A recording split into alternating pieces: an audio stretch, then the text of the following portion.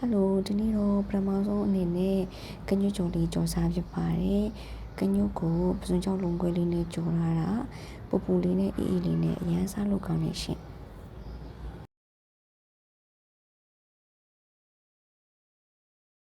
ပုံမှန်အရွက်ကြော်တွေလိုပဲစီလေးပူလာပြီဆိုရင်ကြက်သွန်လေးထည့်ပြီးတော့စီသက်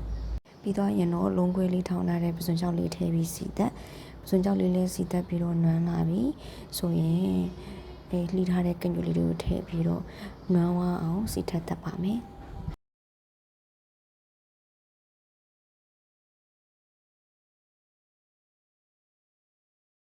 ကညွတ်လေးတွေနွမ်းလာပြီဆိုရင်တော့ခရုစီလေးနည်းနည်းထည့်ပြီးတော့ရေလေးနည်းနည်းနဲ့ထပ်ပြီးတော့လုံရောင်လေးစီသက်ထားလိုက်ပါမယ်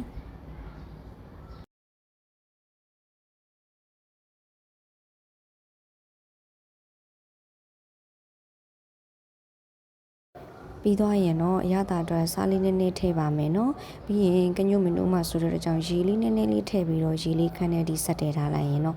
စားလို့ရပါပြီ